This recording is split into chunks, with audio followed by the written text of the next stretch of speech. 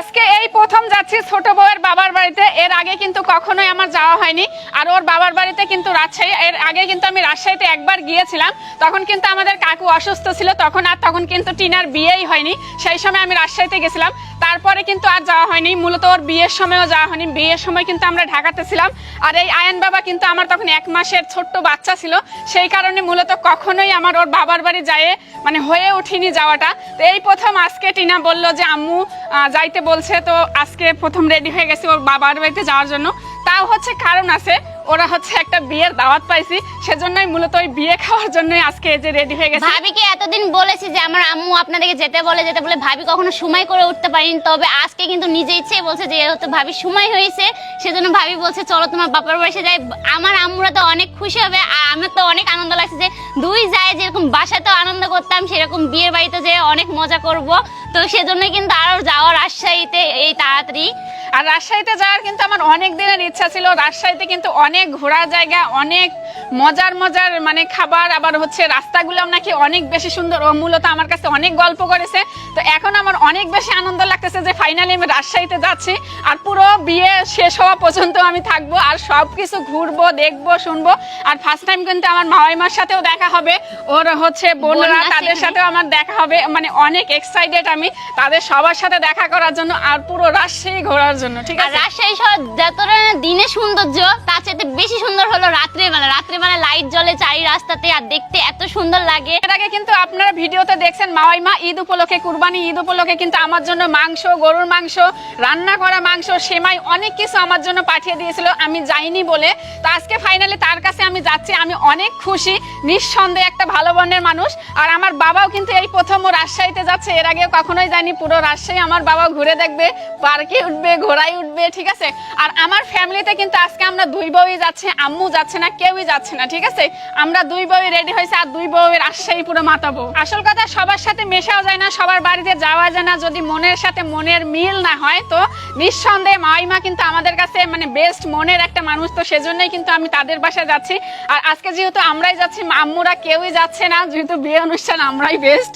তো আম্মুর কাছে এখন বিদায় নেওয়ার পালা, আম্মুর কাছে বিদায় নিয়ে তো যাইতে হবে, তাই না আম্মু? তো যাচ্ছি, আপনি দোয়া করবেন যেন ভালোভাবে যাই। আমারও আম্মু দোয়া করেন আমরা যেন ভালোভাবে যেতে পারি। যাও, দুইটা ভালোভাবে যাও। আমারও বিদায় দিতে খুব খারাপ লাগছে, আমার এই পাখিরাও যাচ্ছে, আমার বাড়িতে একা একা থাকতে হবে, কিন্তু আমার আসলে খুব মনটা খারাপ লাগছে। আসল কথা কি, টিনার বাপের বাড়ি কখন আমার বড় বেটার বউ যায়নি, আচ্ছা এই হচ্ছে বিয়ের উপলক্ষে যাচ্ছে। যাও, দিব ভালোভাবে যাও। আমারও বিদায় দিতে খুবই খারাপ লাগছে, আমার এই ময়নাদারও বিদায় দিতে খুব খারাপ লাগছে। যাও, ভালোভাবে যাও। আসল কথা, বিয়ের অনুষ্ঠান না হইলে হয়তো যাওয়াই হয়তো না। তো ভাগ্যক্রমে একটা বিয়ের দাওয়াত পাইছে, সেজন্য টিনাকে অনেক ধন্যবাদ যে টিনার ফ্যামিলিতে কারো বিয়ে হচ্ছে, আর এই সেই বিয়ে উপলক্ষে আমার রাজশাহী যাওয়া হচ্ছে, সবার সাথে দেখা করা হচ্ছে। আর বিয়ে তো মানে বিয়ে খাওয়ার জন্য আমি সবসময় ইচ্ছুক থাকি। মানে কারণ কি, আমার ফ্যামিলিতে আসার পর, আমার বাবার ফ্যামিলিতে আমি কারো বিয়ে খাইতে পারিনি, আমি সবার ছোট। কিংবা শ্বশুর বাড়ির ফ্যামিলিতে এসেও আমার কখনো ভাগ্যে জোটেনি আমি কারো বিয়ে খাবো। ঠিক আছে, তো বিয়ে অনুষ্ঠানটা শুনলেই কেমন জানি ভিতর থেকে আনন্দটা একদম মানে উপচে পড়ে। ঠিক আছে, আপনাদেরকে একটা অগ্রিম সুসংবাদ দেই, মানে কিছুদিন পরে আমাদের ফ্যামিলিতে একটা বিশাল বড় ধামাকা অনুষ্ঠান হবে। এখন আমরা যাব হচ্ছে ট্রেনে, আর ট্রেন ভ্রমণটা আমাদের এখান থেকে রাজশাহীতে খুব ইজি হয়, সেজন্যই আমরা ট্রেনে যাচ্ছি। আর আমাদের ট্রেনটা হচ্ছে বিকেল 4টায়, তো সেজন্য কিন্তু এই যে আমরা হাঁটা শুরু করে দিয়েছি।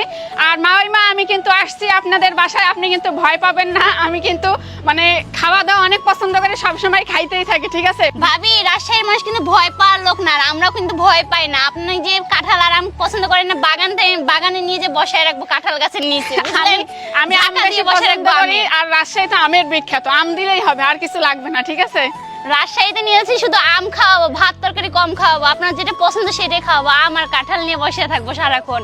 রাজশাহী গেলে বোঝা যাবে যে কে কিরকম, মানে দূর থেকে তো আর বোঝা যায় না, তাই না? রাজশাহীতে ঢুকলে তারপর হচ্ছে মাওয়াইমার কাছে গেলেই আসলে বুঝতে পারবো যে কিরকম মানুষ, কিরকম খাইতে দেয়, আর আমি কতটা খাইতে পারি।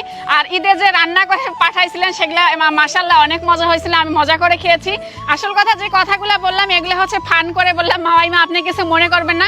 আসলে আমার খাওয়া দাওয়াটা বড় বিষয় না, মানুষের সাথে ব্যবহার, আচার আচরণ, এগুলাই হলো মূল। আর আমি খাওয়াটা বেশি মনে করি না, আমি চাই সবসময় মানুষের ব্যবহার, এগুলাই হচ্ছে বেস্ট। আমার জন্য মায়া করবে না? আমার তোমার জন্য যে খুব মায়া করছে, আমি একা একা থাকবো না, তোমার পাবো না।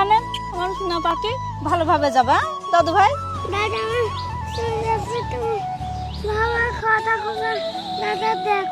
ওরে আমার সোনা পাখি রে ময়না, ওরে জান আমার তোমার জন্য দোয়া তো করি। ওই সোনা পাখি রে জান, যাও ভালোভাবে যাও। দেখতে পাচ্ছেন দাদির জন্য কত ভালোবাসা। আসলে কিন্তু আয়ান মানে আম্মুর থেকে দাদিকেই বেশি ভালোবাসে। রাস্তায় যখন আমরা ঘুরি, যদি একটা ফুল আলা চিপস আলা যেই যাক না কেন, ও বলে আম্মু এই ফুল কিনে দাও। ফুল কিনে কি করবা? কয় আমি দাদির দেবো। হ্যাঁ, মানে একটা ওষুধ দেখলেও স্যালাইন দেখলেও বলে আমি এইটা নিয়ে যাব আমার দাদিক দেবো। ঠিক আছে, আম্মুর কথা বলে না। দেখা হচ্ছে রাজশাহীতে, তারপর দেখা হচ্ছে আমার ঝগড়াইতে ননদ তার বাসায়। তো আজকের মতো এই পর্যন্তই। ভালো থাকবেন সবাই, আমাদের জন্য দোয়া করবেন। আল্লাহ হাফেজ।